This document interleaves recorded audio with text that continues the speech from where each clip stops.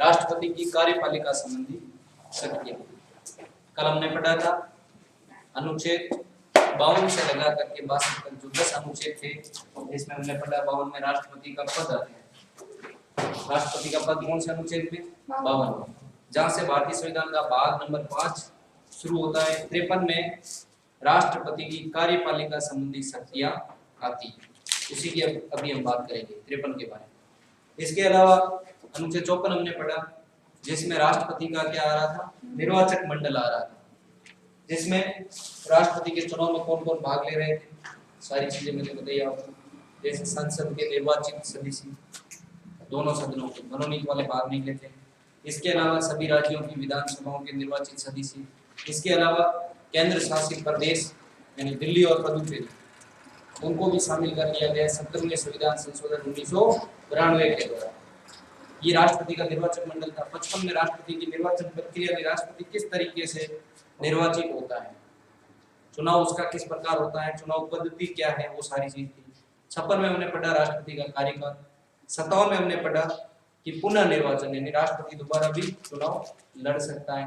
58 में हमने पढ़ा राष्ट्रपति की योग्यता यानी कौन व्यक्ति राष्ट्रपति बन सकता है। 59 में हमने पढ़ा कि राष्ट्रपति पद हेतु क्या क्या शर्तें निर्धारित की गई है, वो शर्तें पढ़ी हमने।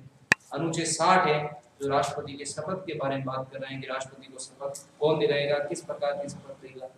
इसके अलावा 61 में हमने पढ़ा राष्ट्रपति के खिलाफ महाभियोग प्रक्रिया का उल्लेख है। महाभियोग यानी राष्ट्रपति को हटाने की प्रक्रिया क्या है, किस तरीके से राष्ट्रपति को हटाया जाता है, वो सारी चीज थी। और 62 में हमने पढ़ा कि राष्ट्रपति का अगर पद खाली हो जाए ऐसी स्थिति में क्या होगा। फिर हमने पढ़ा 65 कि राष्ट्रपति का पद खाली हो जाए तो ऐसी स्थिति में अनुच्छेद 65 ये कह रहा है कि उस पद को संभालने का काम कौन करेगा, तो राष्ट्रपति करेगा। अब आज हम बात करेंगे राष्ट्रपति की कार्यपालिका संबंधी शक्तियों के बारे में। तो देखिए, सबसे पहले राष्ट्रपति की कार्यपालिका संबंधी शक्तियों की बात शुरू करते हैं तो सबसे पहले वापस जाएंगे अनुच्छेद 53। अनुच्छेद 53 है हमारा, वो राष्ट्रपति की कार्यपालिका संबंधी शक्तियों के बारे में बात कर रहा है। क्या कह रहे हैं कि भारत के लिए एक राष्ट्रपति होगा, जो जितनी भी शक्तियां होगी भारत के लिए वो सारी शक्तियां राष्ट्रपति के नाम से होगी। यानी केंद्र सरकार की जो शक्तियां हैं वो राष्ट्रपति के नाम से होगी, लेकिन राष्ट्रपति इन शक्तियों का प्रयोग अपने अधीनस्थ अधिकारियों के सहयोग से करेगा। ये हमने जब 53 अनुच्छेद पढ़ा था तो उसमें ये बात की। अब राष्ट्रपति के अधीनस्थ कौन से अधिकारी आते हैं? मंत्री परिषद आती है, प्रधानमंत्री आता है, ये सारे राष्ट्रपति के अधीन आते हैं। तो राष्ट्रपति क्या करता है, उनके कहने पर ही शक्तियों का प्रयोग कर सकता है, जबकि शक्तियां वो क्या है, राष्ट्रपति के नाम से ही है। तो अनुच्छेद 53 है संघ सरकार की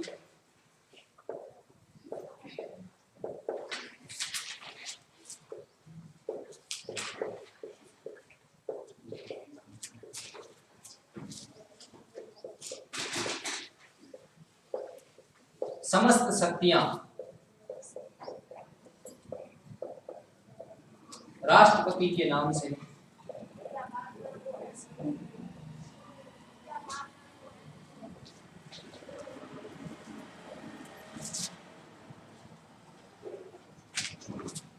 लेकिन इन शक्तियों का प्रयोग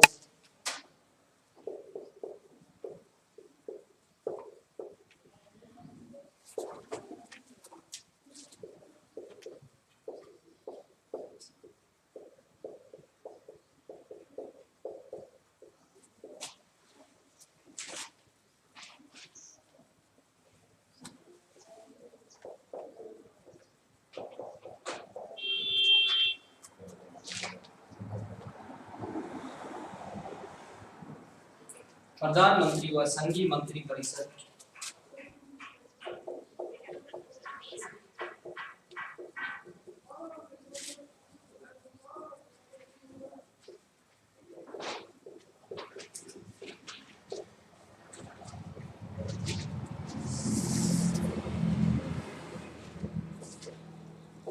केंद्र की समस्त शक्तियां किसके नाम से होगी? राष्ट्रपति के नाम से होगी। लेकिन राष्ट्रपति इन शक्तियों का प्रयोग किसके कहने पर करेगा, किसके परामर्श पर करेगा? तो प्रधानमंत्री और संघीय जो मंत्री परिषद होती है उसके कहने पर करेगा।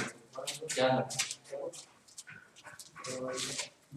वापस सुन लीजिए, अनुच्छेद 53 क्या कह रहा है कि संघ अर्थात केंद्र सरकार। संघ सरकार का मतलब क्या हो गया? केंद्र सरकार।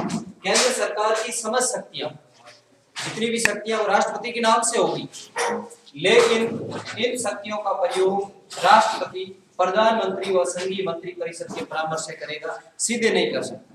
तो इसका मतलब क्या हो गया? राष्ट्रपति क्या हो गया? नाम मात्र का हुआ। नाम मात्र है क्या वास्तविक है?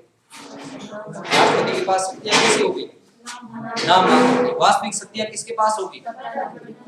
अब ये जो नाम मात्र और वास्तविक जो शब्द है, ये भारतीय संविधान में कहीं पर भी आपको देखने को नहीं मिलेगा। नाम मात्र शब्द कहीं पर भी उल्लेख नहीं किया गया है और वास्तविक शब्द भी कहीं पर उल्लेख नहीं किया गया। इस भाषा से पता चलता है हमें कि राष्ट्रपति के पास क्या है? नाम मात्र की शक्तियां। जबकि संविधान के किसी भी अनुच्छेद में ये बात नहीं लिखी हुई है कि राष्ट्रपति के पास नाम मात्र की शक्तियां होगी या प्रधानमंत्री के पास वास्तविक कार्यपालिका का प्रधान प्रधानमंत्री होगा। ऐसा कहीं पर भी नहीं लिखा हुआ है। लेकिन जो ये अनुच्छेद 53 कह रहा है, इससे पता चलता है कि राष्ट्रपति के पास क्या है? शक्तियां बहुत कम है, नाम मात्र। देखिए वापस, इस संघ सरकार की समस्त शक्तियां राष्ट्रपति के नाम से, केंद्र की समस्त शक्तियां किसके नाम से होगी? राष्ट्रपति के नाम से ही होगी। आगे क्या लिखा जा रहा है? इससे आगे वाले शब्द, लेकिन इन शक्तियों का प्रयोग राष्ट्रपति, प्रधानमंत्री और संघीय मंत्री परिषद के परामर्श से करेगा। लेकिन राष्ट्रपति इन शक्तियों का प्रयोग करेगा किसकी सलाह से? पहले क्या कह रहे हैं कि सारी शक्तियां राष्ट्रपति के नाम से होगी, लेकिन राष्ट्रपति उन शक्तियों का प्रयोग नहीं कर सकता। किसके कहने पर करेगा? प्रधानमंत्री और संघीय मंत्री परिषद की सलाह से करेगा, ऐसे वो नहीं कर सकता। अब देखिए अगली बात, राष्ट्रपति बाध्य नहीं है, ध्यान रखना। मंत्री परिषद ने जो सलाह देती है उस सलाह को एक बार ये वापस लौटा सकता है। पहले क्या था मूल संविधान में कि राष्ट्रपति को मंत्री परिषद की सलाह मानना अनिवार्य था, लेकिन अब क्या कर दिया है? 24वें संविधान संशोधन के तहत 1971 में ये बात कही गई कि जो भारत का राष्ट्रपति है वो मंत्री परिषद द्वारा दी गई सलाह को एक बार पुनः लौटा सकता है। जो मंत्री परिषद ने सलाह दी है राष्ट्रपति को काम करने के लिए, उस सलाह को एक बार वापस भेज सकता है, लेकिन जब दूसरी बार मंत्री परिषद वापस उसको भेज दे तो दूसरी बार राष्ट्रपति को मानना अनिवार्य होगा। ध्यान रखना। अब देखिए अगले अनुच्छेद की हम बात करें, ये तो अनुच्छेद 53 हो गया। इसके अलावा राष्ट्रपति की कार्यपालिका संबंधी शक्तियां और क्या होती है? तो देखिए अनुच्छेद नंबर 75(1), अनुच्छेद 75(1) ये क्या बात कह रहा है कि लोकसभा में बहुमत दल के नेता को भारत का राष्ट्रपति प्रधानमंत्री नियुक्त करेगा। लोकसभा में जो बहुमत दल का नेता होगा उसे क्या करेगा? प्रधानमंत्री नियुक्त करेगा और प्रधानमंत्री के परामर्श पर मंत्री अन्य मंत्रियों की नियुक्ति करेगा। ये बात अनुच्छेद 75(1) में लिखी हुई है।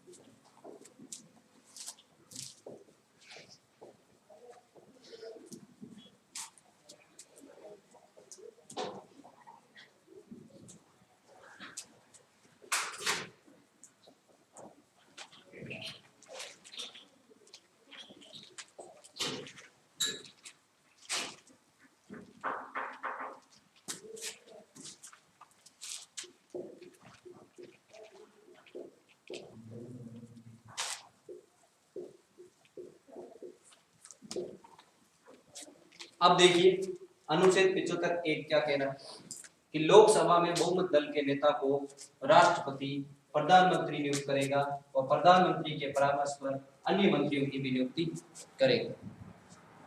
यानी राष्ट्रपति का एक और काम हो जाता है कार्यपालिका शक्ति के तहत कि जो लोकसभा में सीटें होती हैं उसमें जो बहुमत दल का नेता होगा, जिसको ज्यादा सीटें मिली जिस दल को, उस दल का एक प्रधानमंत्री होता है और उसको प्रधानमंत्री नियुक्त करने का काम किसका होता है? राष्ट्रपति का। शपथ दिलाने का काम भी किसका होता है? राष्ट्रपति। फिर प्रधानमंत्री कहेगा कि इस व्यक्ति को मंत्री बनाना है तो उनको यानी सीधे नहीं कर सकता है, प्रधानमंत्री के कहने पर करेगा। ऐसे नहीं अपनी इच्छा से किसी भी व्यक्ति को मंत्री बना दे, वो चीज नहीं हो सकती। उसके लिए क्या करना पड़ेगा? लोकसभा में बहुमत दल प्राप्त कर लिया है, उस व्यक्ति को तो सीधे तौर पर भारत का राष्ट्रपति क्या नियुक्त कर देगा? प्रधानमंत्री नियुक्त कर देगा। अब प्रधानमंत्री के कहने पर प्रधानमंत्री जब राष्ट्रपति को कहेगा कि इस व्यक्ति को मंत्री बनाना है, इसको बनाना है, जो भी है, तो मंत्री बनाने का काम प्रधानमंत्री के कहने पर होगा और नियुक्ति दिलाने का काम कौन करेगा? राष्ट्रपति करेगा। और उनको शपथ दिलाने का काम भी कौन करेगा? राष्ट्रपति करेगा। ध्यान रखना। अब यहां से क्वेश्चन बनते हैं। क्वेश्चन कैसे बनेंगे? पहला क्वेश्चन ये, निम्नलिखित में से सत्य कथन है। ऑप्शन नंबर ए, प्रधानमंत्री का निर्वाचन राष्ट्रपति की देखरेख में होता है। ऑप्शन नंबर बी, प्रधानमंत्री को नियुक्ति राष्ट्रपति द्वारा दिलाई जाती है। ऑप्शन नंबर सी, मंत्रियों की नियुक्ति राष्ट्रपति करता है। ऑप्शन नंबर डी, उपयुक्त सभी। ये प्रश्न आ गया, आप इसमें कौन सा राइट करके आओ? वापस बोल रहा हूं, निम्नलिखित में से सत्य कथन है। पहला, प्रधानमंत्री की नियुक्ति, प्रधानमंत्री का निर्वाचन राष्ट्रपति की देखरेख में होता है। ऑप्शन नंबर बी, प्रधानमंत्री की नियुक्ति राष्ट्रपति द्वारा की जाती है। ऑप्शन नंबर सी, मंत्रियों की नियुक्ति राष्ट्रपति करता है। और ऑप्शन नंबर डी, 2 व 3 दोनों।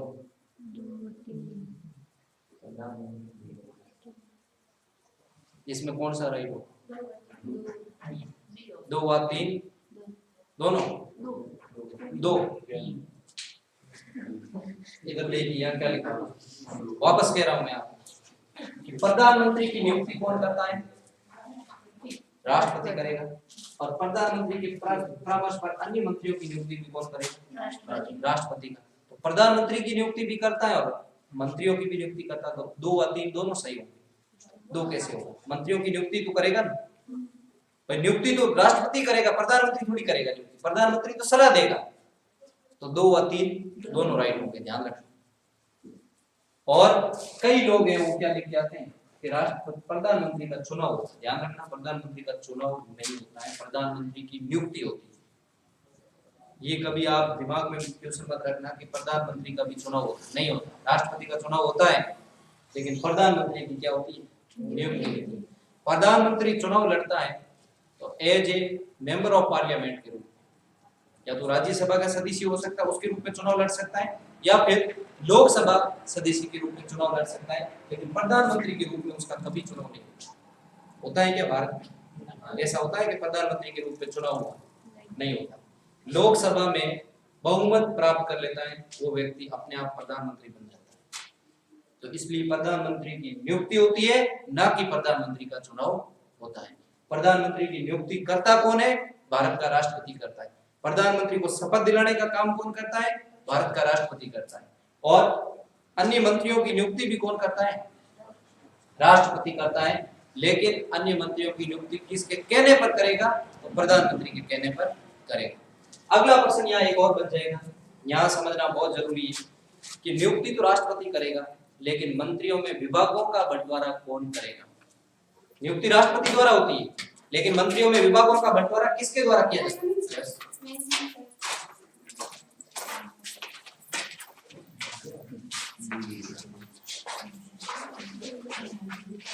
बातें नहीं,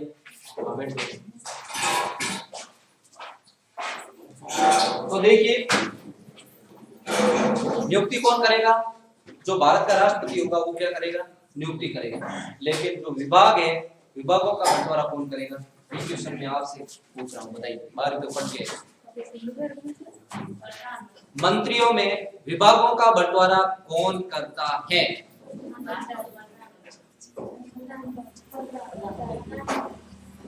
हाँ बताइए उधर, राष्ट्रपति या प्रधानमंत्री? प्रधानमंत्री। ध्यान रखना, यानी मंत्रियों की नियुक्ति तो कौन करेगा? राष्ट्रपति करेगा। लेकिन इनका जो बात करें अपन बंटवारा है विभागों का, वो कौन करेगा? प्रधानमंत्री करेगा। ध्यान रखना, या 2-3 क्वेश्चन क्लियर। अगली बात आ रही है अनुच्छेद 77। अनुच्छेद 77 क्या बात कह रहा है कि भारत में जो मंत्री है उनके कार्य विभाजन के नियम है वो कौन बनाएगा? राष्ट्रपति बनाएगा। मंत्रियों के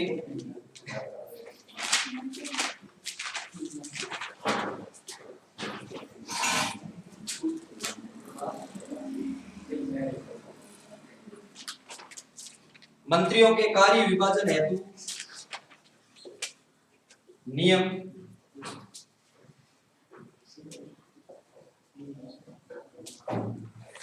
राष्ट्रपति द्वारा बनाए जाते हैं।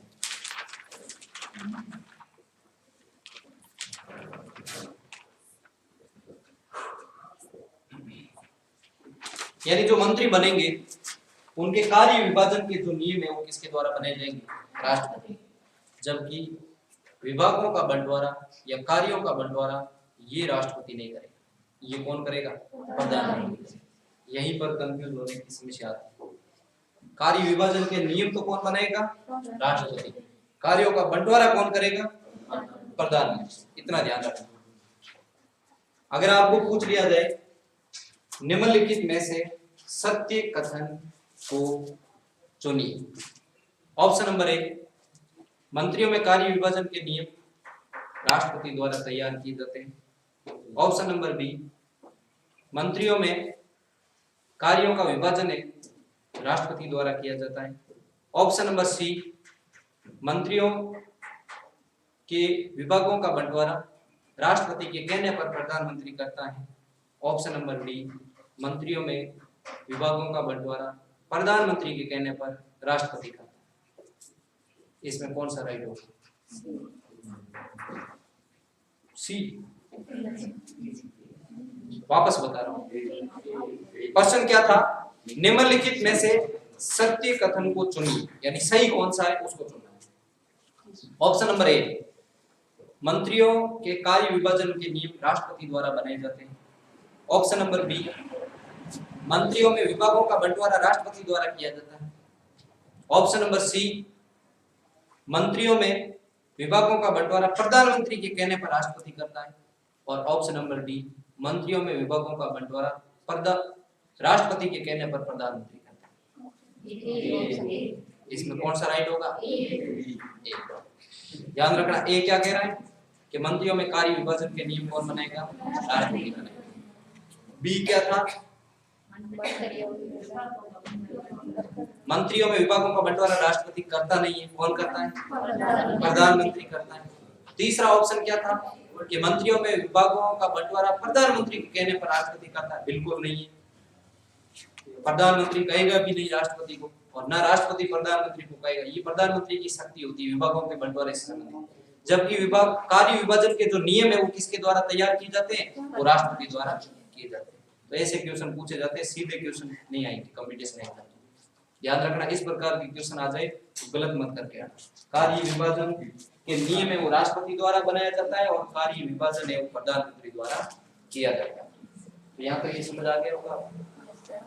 एक बार पुनः देख लीजिए, वापस शुरू करते हैं। अनुच्छेद 53 क्या कह रहा है? संघ सरकार की समस्त शक्तियां राष्ट्रपति के नाम से होगी, यानी केंद्र सरकार की जितनी भी शक्तियां वो राष्ट्रपति के नाम से ही होगी, लेकिन राष्ट्रपति इन शक्तियों का प्रयोग नहीं करेगा। फिर कौन करेगा?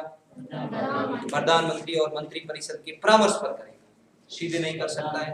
परामर्श यानी सलाह के आधार पर करेगा, अन्यथा सीधे राष्ट्रपति के पास ये अधिकार नहीं है कि अपनी इच्छा अनुसार शक्तियों का प्रयोग करे। दूसरी बात, राष्ट्रपति मंत्रिपरिषद द्वारा दी गई सलाह को मानने के लिए बाध्य नहीं है। मंत्रिपरिषद द्वारा दी गई सलाह को एक बार राष्ट्रपति क्या है पुनः संशोधन हेतु भेज सकता है, कह सकता है। लेकिन अगर दूसरी बार हुई वापस आ जाए तो ऐसी स्थिति में राष्ट्रपति को हस्ताक्षर करने या उस सलाह को मानना अनिवार्य होता है। अगला है अनुच्छेद 75(1)। यहाँ पर लोकसभा में बहुमत दल के नेता को राष्ट्रपति क्या करेगा? प्रधानमंत्री नियुक्त करेगा। जो भी लोकसभा में बहुमत दल का नेता होगा उस व्यक्ति को भारत के राष्ट्रपति द्वारा प्रधानमंत्री नियुक्त किया जाएगा। तो प्रधानमंत्री का चुनाव होता है या प्रधानमंत्री की नियुक्ति होती है? कौन से अनुच्छेद के तहत होती है? अनुच्छेद 75(1) के तहत। अब प्रश्न यहाँ से बनेगी,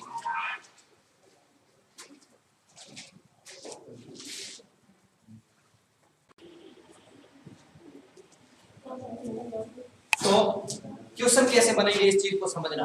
पहला क्वेश्चन ये बनेगा कि लोकसभा में बहुमत दल के नेता को राष्ट्रपति नियुक्त किया जाता है।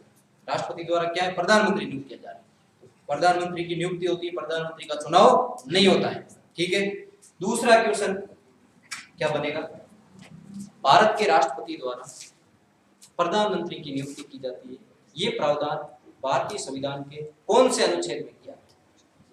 अनुच्छेद 75, अनुच्छेद 75(1), अनुच्छेद 76, अनुच्छेद 74 और अनुच्छेद 78।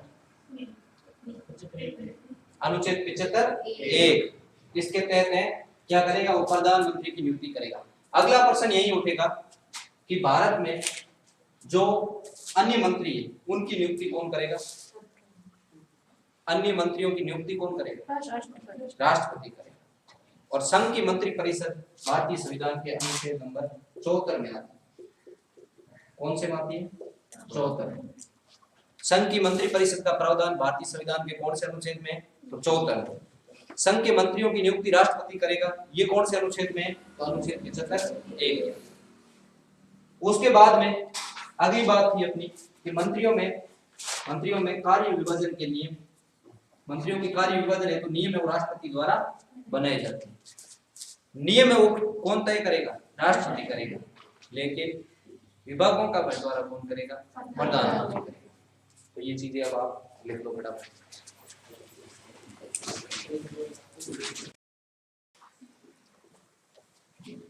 अब देखिए मंत्रिपरिषद है, इसकी बात करें अगर हम, भारत में मंत्रिपरिषद केंद्र में भी होती है और राज्यों में भी होती है, दोनों तरफ होती है। तो साथ में इसको लेकर चलें।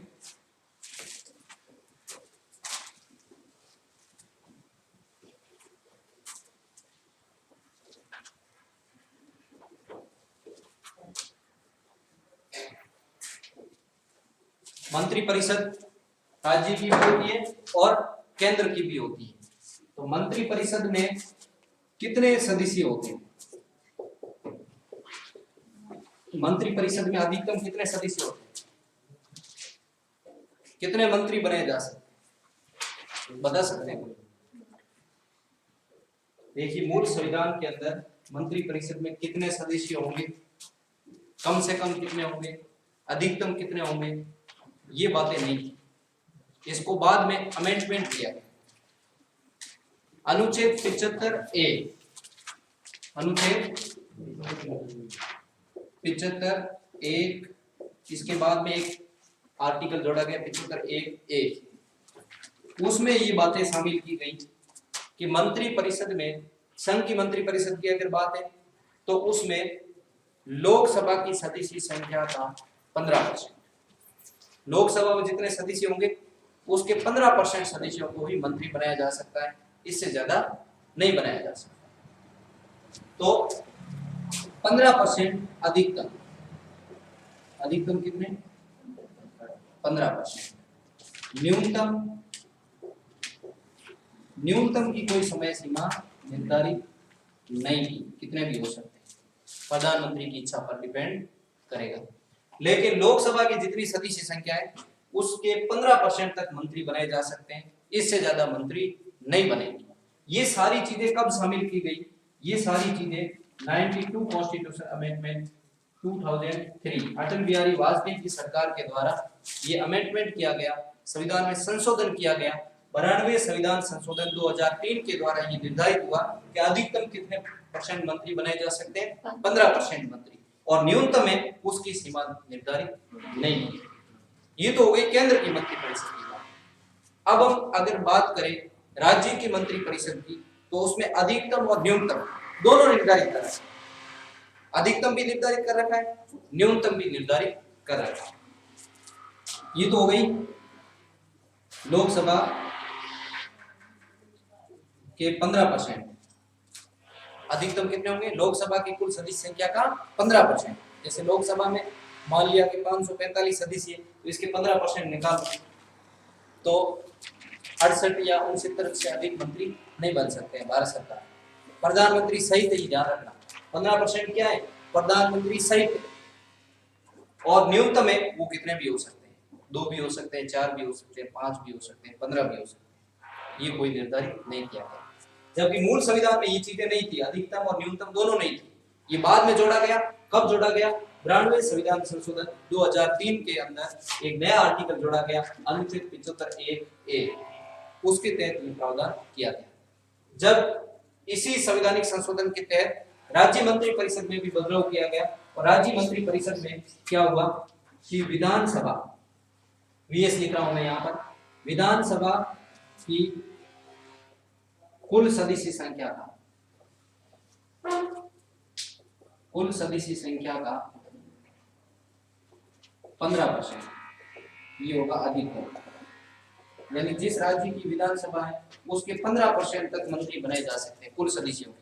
जैसे राजस्थान में 200 है, ठीक है, 200 में अपन 15% निकालेंगे तो कितना आएगा? 30। कितने मंत्री बन सकते हैं राजस्थान में? 30 अधिकतम। अधिकतम कितने बन सकते हैं? 30। इससे ज्यादा नहीं बनाए जा सकते, 30 से ज्यादा मंत्री नहीं बनाए जा सकते।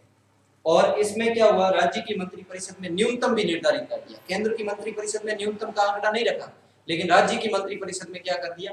न्यूनतम कर दिया। तो न्यूनतम कितने होंगे राज्य की मंत्रिपरिषद में? कम से कम 12 मंत्री। परसेंट नहीं है, ध्यान रखना, यहाँ 12 मंत्री। किसी भी राज्य में कम से कम 12 मंत्री होने अनिवार्य। 12 से अधिक है वो 15% तक हो सकते, लेकिन कम से कम कितने होने चाहिए? 12%। यहाँ से क्वेश्चन बनता है, और कई एग्जाम में क्वेश्चन पूछा जा चुका है। ऐसा ही 2016 के एग्जाम में क्वेश्चन पूछा गया था कि राजस्थान में या किसी भी राज्य में न्यूनतम कितने मंत्री होने चाहिए, और ऑप्शन इतने खतरनाक दे दिए कि लोगों के दिमाग में नहीं आया क्या चीज। ऑप्शन क्या था? Option number A 11+1, option number B 12+1, option number C 13, option number D 15।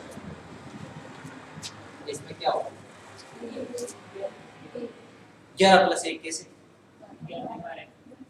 11 1 हो गया। 1 का मतलब क्या होगा? अरे जोड़ना नहीं है, इसको समझिए पहले। जोड़ना तो ये हमें भी पता है, 11+1 यानी 12 हो गए। न्यूनतम 12 है, तो 11 तो मंत्री और 1 मुख्यमंत्री, कितने हो गए? मुख्यमंत्री सहित। ऐसा नहीं है कि भाई मुख्यमंत्री अलग होगा 12 मंत्री होंगे, तो फिर 13 हो जाएंगे। तो यहाँ 12+1 नहीं रखा है। तो कई लोगों ने क्या किया, 99% लोग ये करके आए, जिन्होंने सही ढंग से कॉन्सेप्ट तक नहीं गए वो ये क्लियर करके आए, क्योंकि उन्होंने कहा भाई न्यूनतम कितने होते हैं? 12। 1 मुख्यमंत्री हो गए तो कितने हो गए? 13 हो गए। ये आंकड़ा कितना हो गया? 13। जबकि ये आंसर गलत है। राइट आंसर क्या होगा? 11+1, यानी 11 मंत्री और 1 मुख्यमंत्री। कम से कम इतने हो सकते। और अधिकतम राज्यों में कितने होंगे? 15%। वही सेम सिस्टम केंद्र की मंत्रिपरिषद का, कि केंद्र की मंत्रिपरिषद में अधिकतम कितने मंत्री बनाए जा सकते हैं? 15%।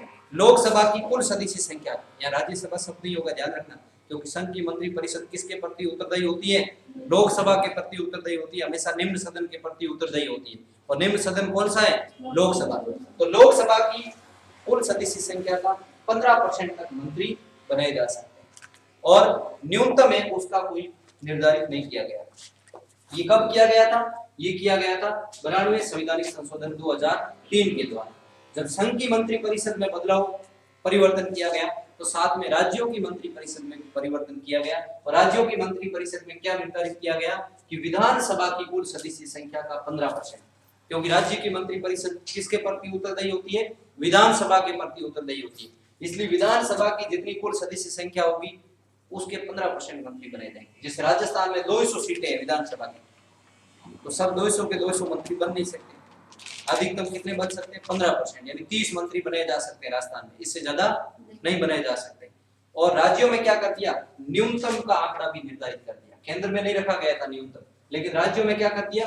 न्यूनतम का भी आंकड़ा निर्धारित कर दिया। यानी कम से कम कितने मंत्री बनाने अनिवार्य होंगे?